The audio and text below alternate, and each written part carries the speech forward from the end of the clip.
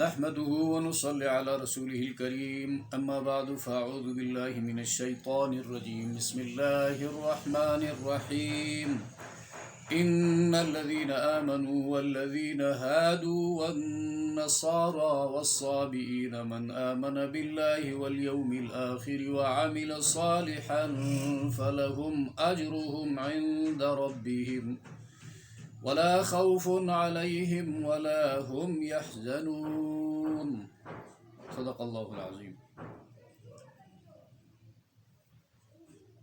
سورۃ البقرہ آیت نمبر 62 کی تلاوت کی گئی۔ اللہ تبارک و تعالی صحیح کہنے کی توفیق عطا فرمائے اور سننے سمجھنے کے بعد ہم سب کو عمل کی توفیق عطا فرمائے۔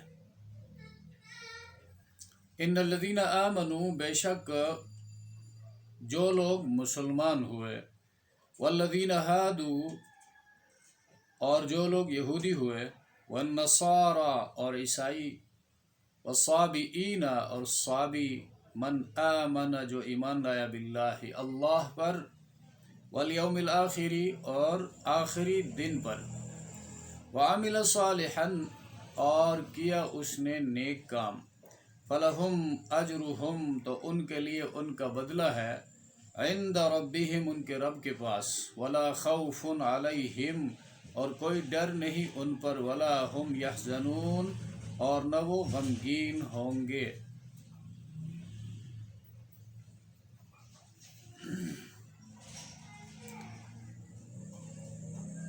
یہ اہم آیت ہے۔ اس میں بنی اسرائیل کی اور ساتھ ہی مسلمانوں کی ایک غلط فہمی دور کی گئی ہے۔ اس آیت کو صحیح طریقے سے سمجھنے کے لیے پہلے کچھ باتوں کو سمجھنا ضروری ہے،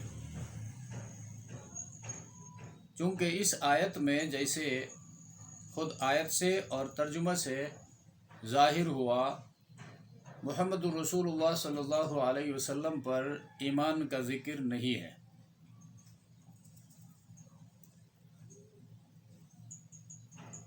اور کچھ لوگ اس آیت سے وحدت ادیان پر دلیل پکڑتے ہیں۔ دلیل پکڑنے کا مطلب یہ ہے کہ جس طرح اس آیت میں محمد الرسول اللہ پر ایمان کا ذکر نہیں ہے، تو یہودی، عیسائی یا دوسرے مذاہب والوں کے لیے یہ ضروری نہیں ہے کہ وہ محمد الرسول اللہ پر ایمان لے آئے، جو کہ بالکل غلط ہے۔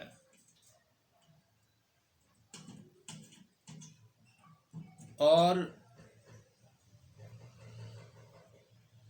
یہ خیال دلیل نقلی سے، دلیل عقلی سے باطل۔ دلیل نقلی صحیح مسلم کتاب الایمان کی حدیث ہے۔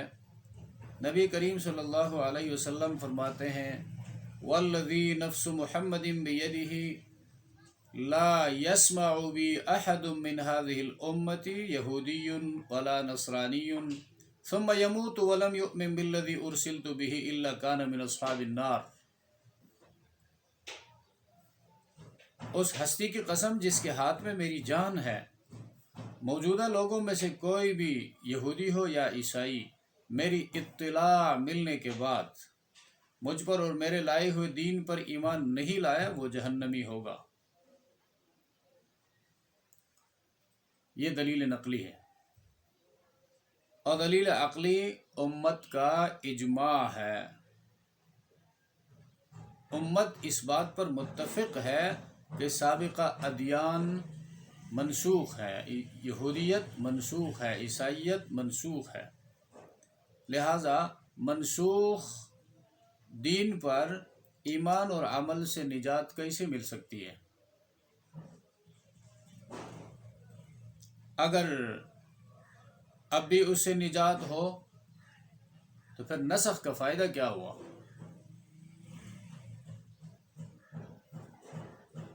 اور اس آیت میں آمنو، ہادو، نصارا صابئین، مسلمانوں کے ساتھ آمنو میں مسلمان آ گئے، ہادو میں یہودی آ گئے، نصارا والنصارا عیسائی آ گئے، اور صابئین صابی فرقے کے لوگ آ گئے۔ تو جن تین ملتوں کا ذکر ہے وہ تینوں بنی اسرائیل اور اہل کتاب ہیں۔ یہود و نصارہ کو سب جانتے ہیں، موسیٰ علیہ السلام پر ایمان لانے والے یہودی، اور عیسیٰ علیہ السلام پر ایمان لانے والے عیسائی۔ والصابئین، صابی یہ ایک فرقہ گزر چکا ہے عراق میں، اس کے بارے میں بہت سارے اقوال ہیں مفسرین کے۔ یہ زبور پڑھتے تھے،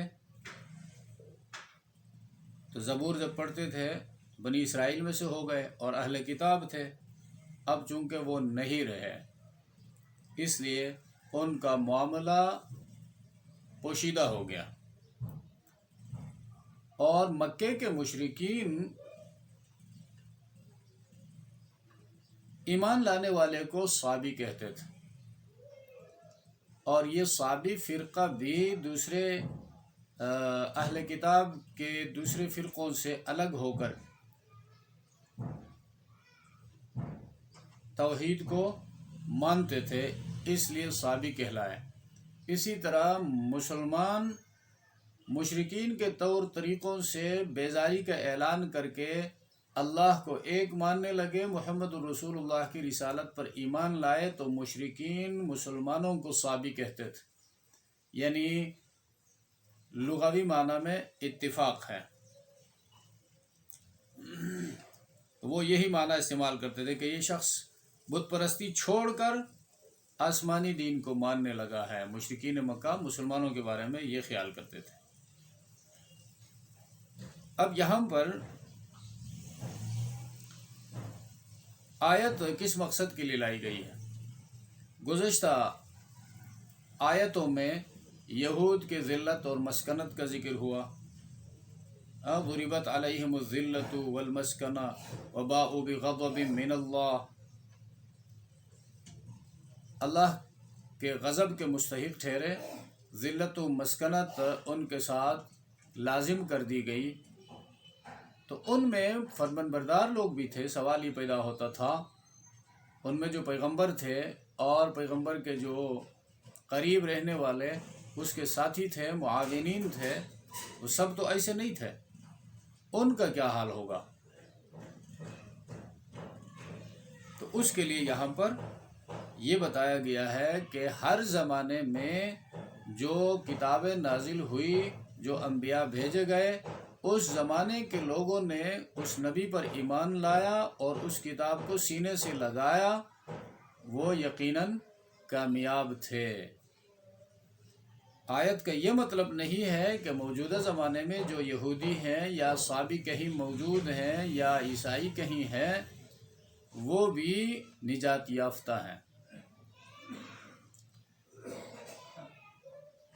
تو لہم اجرہم عند ربہم، تو ان گزشتہ ادیان پر صحیح طریقے سے چلنے والوں کا اجر، عمل کرنے والوں کا اجر ان کے رب کے ہاں ثابت ہے، یعنی قیامت کے دن۔ اور دوسری اہم بات یہ کی گئی ہے جو دونوں کے لیے، اہل کتاب کے لیے بھی اور مسلمانوں کے لیے بھی۔ اہل کتاب کے لیے گزشتہ آیتوں میں یہ بتایا گیا فضلتکم علی العالمین، تمہارے زمانے کے لوگوں پر ہم نے فضیلت اور برتری بخشی تمہیں، تو اس برتری کے لیے کچھ قواعد و ضوابط تھے، کچھ شرائط کی بنیاد پر وہ فضیلت دی گئی تھی۔ جب وہ شرائط مفقود ہو گئی، وہ شرائط انہوں نے پوری نہیں کی، تو وہ فضیلت بھی ان سے چھین لی گئی۔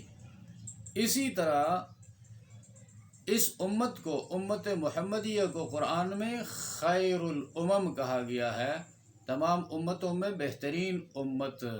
تو بہترین امت ہونے کے لیے بھی کچھ شرائط ہیں، کچھ قواعد و ضوابط ہیں، کچھ اسباب ہیں ان اسباب کو یہ اختیار کرے گی، ان قواعد و ضوابط پر چل کر زندگی بسر کرے گی، تو یہ خیر الامم کہلانے کا مستحق ہے۔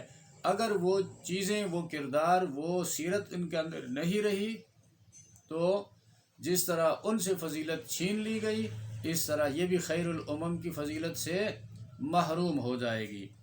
تو اس بات کی تردید کی گئی ہے کہ صرف میں مسلمان کہنے سے یا میں یہودی کہنے سے یا میں خیر الامم کہنے سے مسئلہ حل نہیں ہوتا ہے، یہ صرف زبانی جمع خرچ کی حد تک ہے، لیکن اس کو حقیقت کا جامہ پہنانے کے لیے آگے بڑھ کر کچھ کرنا ہوگا۔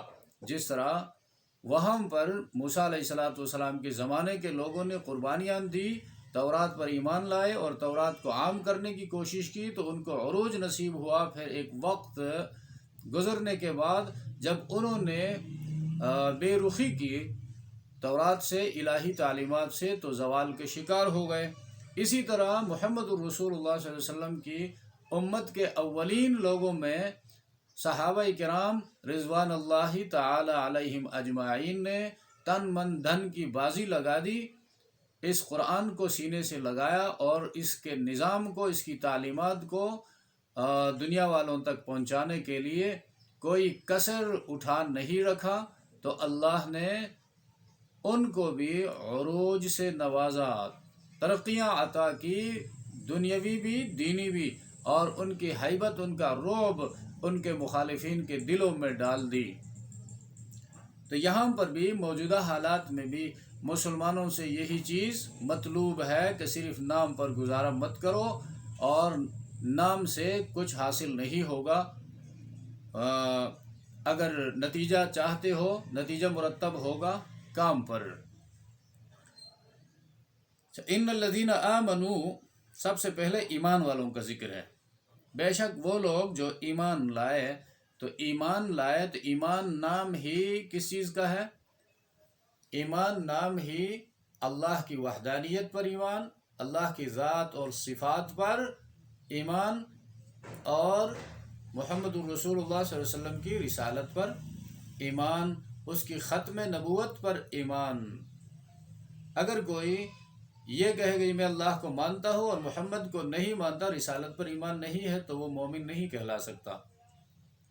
بعض لوگوں کو دھوکہ ہو جاتا ہے، من قال لا الہ الا اللہ دخل الجنہ، جو کہے اللہ کے سوا بندگی کے لائق کوئی نہیں، وہ جنت میں داخل ہوگا، یعنی وہ کامیاب ہے۔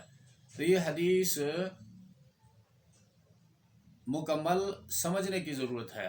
دوسری حدیث میں اس کی تفصیل آتا ہے، من قال لا الہ الا اللہ مخلصا، جس نے اخلاص کے ساتھ لا الہ الا اللہ کہا، تو صحابہ کرام نے پوچھا وما اخلاصها یا رسول اللہ، اللہ کے رسول اس کلمے کا اخلاص کیا ہے؟ تو نبی علیہ السلام نے فرمایا حل حلالہ وحرم حرامہ، اس کلمے کا اخلاص یہ ہے کہ اس کلمے کی وجہ سے جو چیزیں حلال ہوئی ان کو حلال جانے، اور جو حرام ہوئی اور ان کو حرام تصور کرے، یعنی اس کلمے کے نیچے رہ کر زندگی بسر کرے، وہ مومن ہے۔ اب اس کلمے کی تفصیلات کہاں ہیں؟ محمد الرسول اللہ، تو لا الہ الا اللہ ایک حصہ ہے عقیدے کا، توحید، اور محمد الرسول اللہ رسالت ہے۔ اس میں سے ایک حصے کو لیا جائے اور دوسرے کو چھوڑا جائے، وہ مومن نہیں ہو سکتا۔ اور یہاں پر بھی اہل کتاب سے بھی یہ کہا گیا تھا، کچھ آیات پہلے گزر چکا ہے، وَآمِنُوا بِمَا أَنزَلْتُ مُصَدِّقًا لِمَا مَعَكُمْ وَلَا تَكُونُوا أَوَّلَ كَافِرٍ بِهِ، اہل کتاب سے یہی کہا گیا ہے کہ ایمان لے آؤ جو ہم نے اتارا ہے، میں نے اتارا ہے۔ اس کی صفت یہ ہے کہ وہ سچ بتاتی ہے ان کتابوں کو جو تمہارے پاس ہیں۔ تو اللہ نے جو اتارا ہے وہ قرآن ہے، سچ بتاتا ہے تورات اور انجیل کو، کہ ان کی تعلیمات اس زمانے میں سچائی پر مشتمل تھی، تو کس پر اتارا ہے؟ تو انزل علی محمدن ہے، محمد پر اتارا گیا ہے۔ تو جب کتاب کو مانے اور محمد کو نہ مانے، یہ ہو نہیں سکتا۔ پہلے پیغمبر کو ماننا ہوگا، اس کے بعد کتاب کو ماننا ہوگا۔ اور اب मौजूदा हालत में ईमान बिल्लाह इन्नल्लज़ीना आमनू, बेशक वो लोग जो ईमान लाए, ईमान बिल्लाह की आखिरी शक्ल इस्लाम की सूरत में मुतय्यन हो चुका है, वो इस्लाम की सूरत में मुतय्यन है। सूरह आल इमरान में आएगा वमन यब्तगी गैरल इस्लामी दीनन फलन युक़बल मिन्हु, और जो कोई इस्लाम के अलावा दूसरा दीन पसंद करेगा उससे हरगिज़ कबूल नहीं किया जाएगा। और फिर फरमाया इन्न दीन इंदल्लाहि अल इस्लाम, इन्न दीन इंदल्लाहि अल इस्लाम, बेशक दीन जिस पर निजात का दारुमदार है वो इस्लाम ही है। तो यहाँ पर उनका जो तसव्वुर था यहूदियों का, नसारा का, यानी अहले किताब का, उसको ख़त्म करने के लिए वो ये कहते थे नहनु अब्नाउल्लाहि व अहिब्बाउहु, हम अल्लाह के लाडले हैं, अल्लाह के महबूबों की औलाद है, औलिया की औलाद है, हमारे बाप दादों में अम्बिया गुज़रे हैं और ऐसे नेक लोग गुज़रे हैं, अल्लाह हमें अजाब नहीं देगा, जन्नत हमारी जगह है। अल्लाह ने फरमाया नहीं, ये काम नहीं चलेगा, बल्कि काम किस चीज़ से चलेगा, मन आमन बिल्लाहि वल यौमिल आखिर। तो ईमान वाले जो तमाम अम्बिया को मानते हैं, मुहम्मदुर रसूलुल्लाह को मानते हैं, मुहम्मदुर रसूलुल्लाह की ख़त्म नबूवत को भी मानते हैं और तमाम आसमानी किताबों को तस्लीम करते हैं, गुज़श्ता तमाम आसमानी किताबों को बिल इजमाल और कुरान करीम को बित तफसील मानते हैं, और आखिरत के दिन पर उनका यकीन है कि जिस तरह हम दुनिया में नहीं थे, रूह और बदन के साथ इस दुनिया में आए, अपनी ज़िंदगी अपना हिस्सा डालने के बाद इस दुनिया से हम चले गए, एक दिन फिर आएगा, उसी तरह अल्लाह इस बदन और रूह के साथ हमें ज़िंदा करेगा और अपने सामने हिसाब किताब के लिए हमें खड़ा करेगा, और हिसाब किताब के बाद मेरिट पर या कोई जन्नत जाएगा या जहन्नम भेज दिया जाएगा। तो इन्नल्लज़ीना आमनू वल्लज़ीना हादू, और वो लोग जो यहूदी कहलाए, हादू यहूदी हुए, तो हादू या तो ये हज़रत याकूब अलैहिस्सलाम का एक बेटा गुजरा है यहूदा, उनकी औलाद से इनका ताल्लुक़ है, इसलिए हादू। या इन्ना हुदना इलैक, आयत नंबर 156 सूरह आराफ में आता है, या अल्लाह हम रुजू करते हैं तेरी तरफ, उससे ये लफ्ज़ निकला है हादू। तो बहरहाल जो भी हो, वल्लज़ीना हादू जो यहूदी कहलाए। तो यहाँ पर एक बात क्लियर करता जाऊँ, वो यह है कि गुज़श्ता आयतों में या बनी इसराइल से खिताब किया, 3 मकामात पर या बनी इसराइल, और यहाँ पर वल्लज़ीना हादू।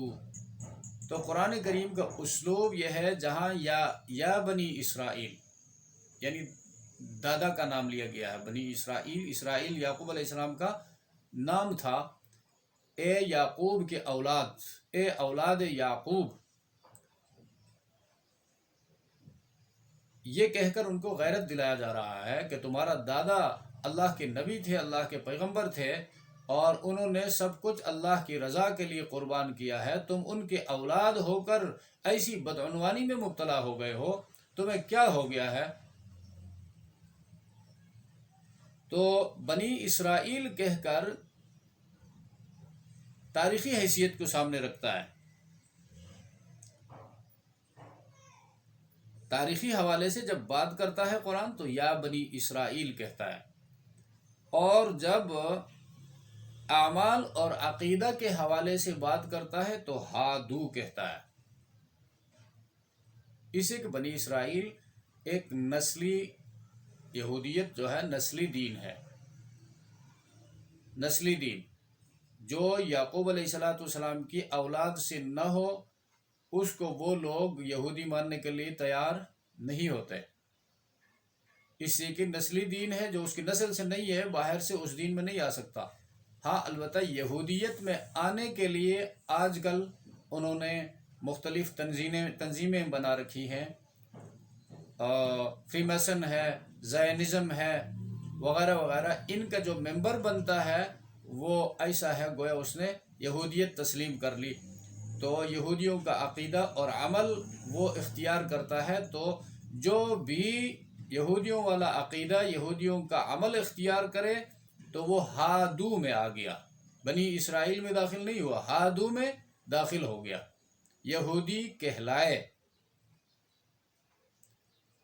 اس کی وجہ یہ ہے کہ یہ لوگ ارض فلسطین میں رہتے تھے۔ فلسطین کا آپ کو پہلے بتایا گیا تھا بہت وسیع علاقہ تھا، بہت بڑی سلطنت تھی، شام، اردن اور مصر کا کچھ حصہ اور موجودہ یروشلم، یہ سب کل ملا کر فلسطین کہلاتا تھا۔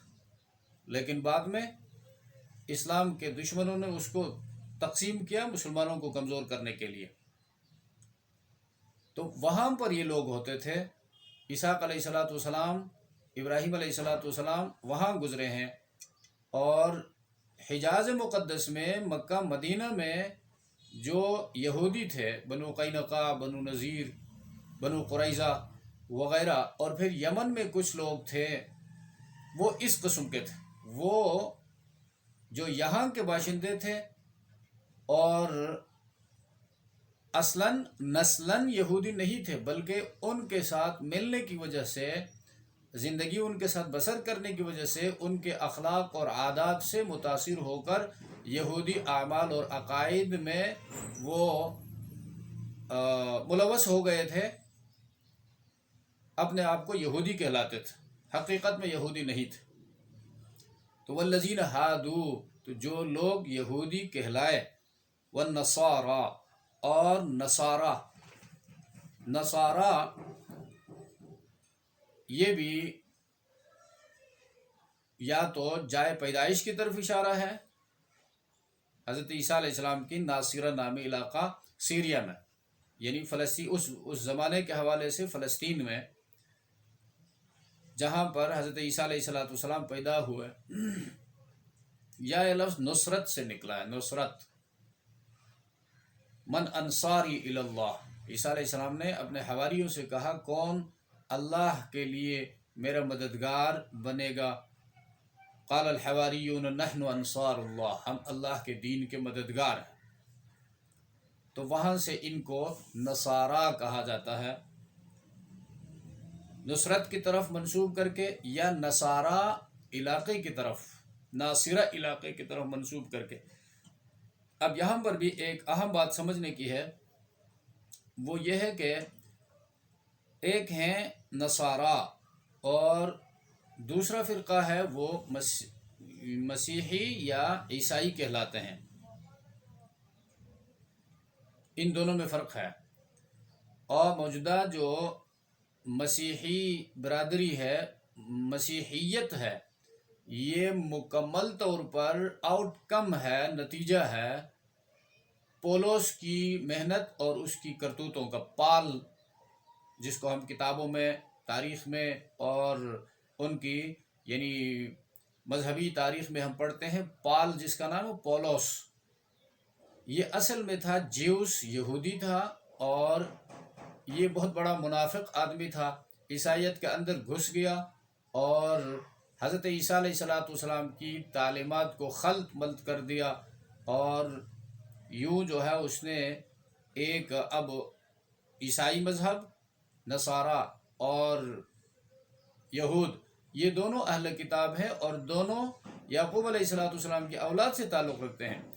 جب یہ دین، اہل کتاب کا دین جو ہے وہ قومی دین ہے، تو قومی دین ہے تو وہ قوم تک محدود ہے، محدود دین ہے، قومی دین ہے، تو پولس نے اس کے اندر قطع و برید کر کے، تبدیلیاں کر کے، تحریف کر کے اس کو تبلیغی دین بنا دیا، تبلیغی دین بنا کر خوب اس کا پروپیگنڈا کیا، خوب اس کو مشتہر کیا اور اس کو انٹرنیشنل ریلیجن بنا دیا۔ اب عیسائیوں سے یہ پوچھا جائے کہ تمہیں یہ عالمی دین ہونے کی حیثیت کیسے حاصل ہوئی، تو اس کا جواب ان کے پاس نہیں ہے۔ اگر وہ کہیں کہ جی ہماری تبلیغ کی وجہ سے، تو پھر سوال ان کے اوپر آئے گا تو تمہارا دین جو ہے وہ تو قومی دین ہے، نسلی دین ہے، ایک نسل کے ساتھ تعلق ہے، جب ایک بندہ اس نسل کا نہیں ہے تو عیسائی کیسے کہلایا؟ تو بہرحال جو نصارا تھے اس زمانے کے، وہ صرف ایک انجیل کو مانتے تھے، ایک انجیل، انجیل متی، میتھیو جسے کہتے ہیں، اور جس کو حضرت عیسیٰ علیہ السلام کے حواری یوحنا نے تشکیل دیا تھا، اور وہ حضرت عیسیٰ علیہ السلام کو اللہ کا پیغمبر مانتے تھے اور اللہ کا بندہ مانتے تھے، اللہ کا بیٹا ہرگز تسلیم نہیں کرتے تھے۔ تو یہ لوگ اس زمانے میں پھر پیچھے دھکیل دیے گئے، ان کو حقارت کی نظر سے دیکھا گیا، اور آج کل وہ ناپید ہیں۔ اس کے بعد پھر مسیحیوں نے سر اٹھایا، اور مسیحیوں کے عقیدے میں اور نصرانیوں کے عقیدے میں پھر یہ فرق ہے۔ مسیحی اناجیل اربعہ کو تسلیم کرتے، 4 انجیلیں ہیں، انجیل لوقا ہے، انجیل برنبا ہے، انجیل مرقس ہے، انجیل یوحنا ہے، انجیل متی ہے، 4 اناجیل کو مانتے ہیں، اور عیسیٰ علیہ السلام کو خدا کا بیٹا تسلیم کرتے ہیں، ابن اللہ ہے، اور نجات دہندہ خدا نہیں ہے، خدا کا بیٹا عیسیٰ علیہ السلام ہے۔ تو والنصارى والصابئین، تو صابی یہ ان کے بارے میں مختلف اقوال ہیں۔ بعض کہتے ہیں ابراہیم علیہ السلام کی امت میں سے تھے، اور بعض کہتے ہیں یہ زبور پڑھتے تھے، اور یحییٰ علیہ السلام کی امت میں سے تھے۔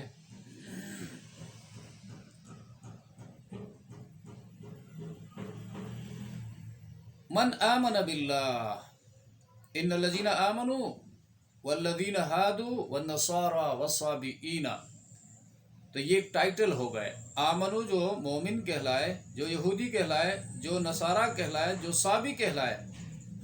من آمن باللہ، حقیقت میں کامیاب، حقیقت میں نجات یافتہ وہ ہے جو ایمان لایا اللہ پر، اللہ پر ایمان لایا، اس کے ساتھ کسی کو شریک نہیں ٹھہرایا۔